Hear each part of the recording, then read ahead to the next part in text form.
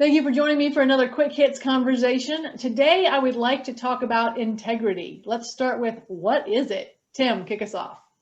My goodness, Robyn, when you said let's talk about integrity, I was like, am I going to be good enough for this? So I did a little bit of research, and because my first thought was I came up with words like consistency and being consistent makes you integral. But then I was like, well, if you've got values and you're consistent with them, therefore you're integral. You have integrity, don't you? And I was like, well, actually Hitler had values and he's consistent with them, but did he have integrity? No, I don't think he did. So there's more to it than this. And then I was like, well, is there good and bad integrity? And then I sort of found myself opening up a massive Pandora's box of, well, actually, what is it and where do we stand with it? So is there bad integrity was my first question of the day. I was sort of wrestling with the same question, to be honest, because we want integrity to be something that we all want and we all admire, and I think it involves, one, doing what you say you want to do, and two, being transparent about it, right? And then three, some sort of ethical fortitude, I think counts. But then you have a question, can a terrorist have integrity? Absolutely, yeah. And they might think they're doing the right thing, right? And is that desirable? Well, that raised another question for me, which was, right, is integrity in the eye of the beholder? So can I decide I have integrity? Well, I could. Or actually, does somebody else watching me, a third party, can they judge whether I have integrity or not? Oh, well, I mean, that is interesting, because I think you can, here's the deal. I think you can recognize integrity in someone else, even if you don't agree with them.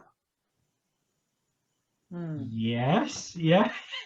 Right? You don't actually have to like someone to respect them. And I think that's where the integrity comes in.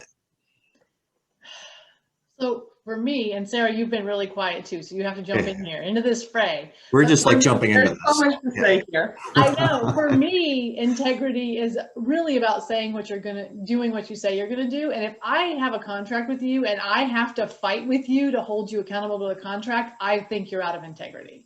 Yeah.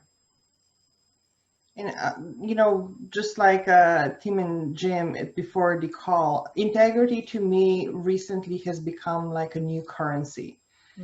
At first they were saying, well, authenticity is the new currency. But I'm like, as a business owner, as a service provider, as a consumer, I am okay with authenticity, but I value integrity. And integrity to me goes back to what are the moral principles, and moral principles are dictated by society at large, in my view. So it might be in the eyes of the beholder, it might be, as you were saying, can a terrorist have an integrity in seeing things through?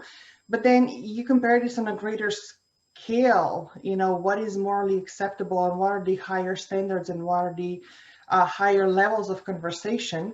And I know for me personally, this has been a big topic, especially in 2020, when I personally have had to make incredible hard decisions in, do I stand in my integrity and my conviction when it comes to morality, when it comes to ethics, or and where do I set myself aside because as somebody was breaching those boundaries, so to speak, people around me were no longer safe.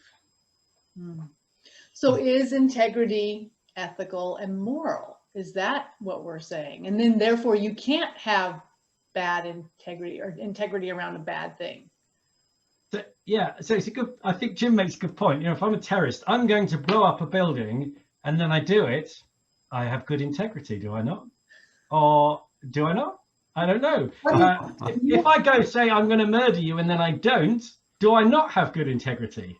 But I think then we go through the greater principles, like what is the motivation behind it? Are you motivated by hatred, by anger? Are you motivated by love, peace, acceptance, which I know in some conversation people was like, oh, you're too woo. Yeah, and there's another word in there which hasn't been mentioned, it's about honesty. You know, I wondered whether integrity was consistent honesty. I wonder whether they were the same thing. So somebody with integrity is somebody who is consistently honest. Well, there's also integrity has uses as in structural integrity as well, meaning that it's solid, it's resilient, and it will bear the weight of certain stress. So I think that plays into this definition too, in some way, shape, or form. Yeah. And it raised another question for me. On the authenticity ego spectrum, where does integrity sit? So everyone will tell you they have integrity. Well, that's the other thing, isn't it? Whereas I could say had integrity. I'm not going to say I'm not. So am I able to judge? Or is that an ego thing? If it is, then ego gets in the way of eccentricity. That's another subject. Ego gets in the way of integrity. Right. And I think it does. Yes. Yeah, because I consider someone who has integrity one who's willing to take a personal hit or a personal loss for the benefit of others. Right. And you only know that when someone's in that position and when you can actually see that. Yeah.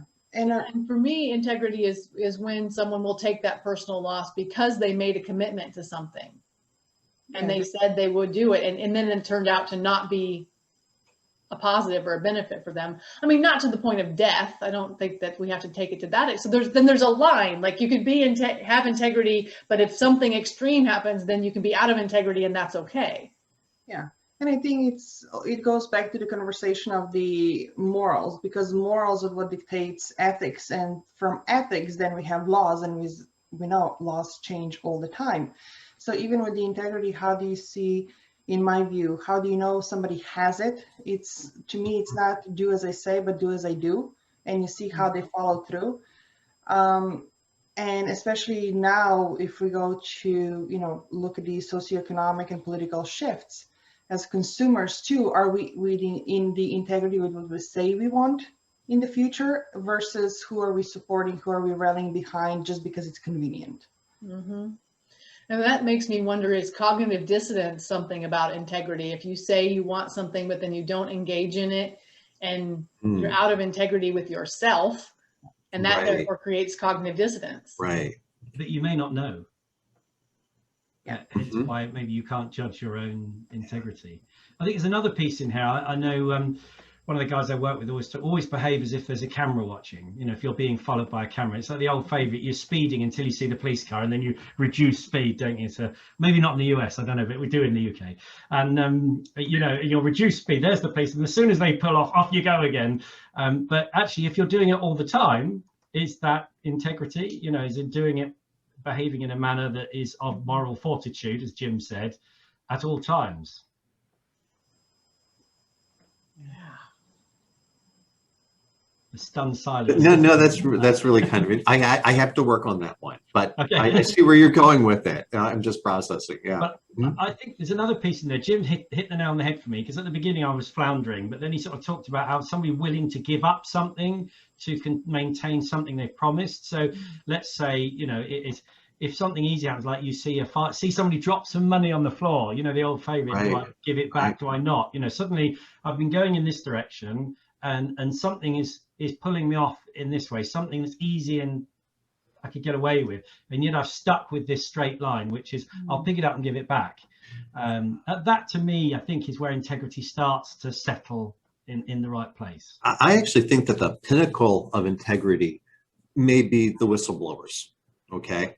Because they're telling the truth, okay? They're being transparent, they're exposing something that was previously hidden, and typically at great personal loss, okay? Like most whistleblowers lose their job, their relationship, whatever, their standing in society even. There's a lot of personal sacrifice involved there, and they're not necessarily rewarded for what they're doing, but they're doing the right thing.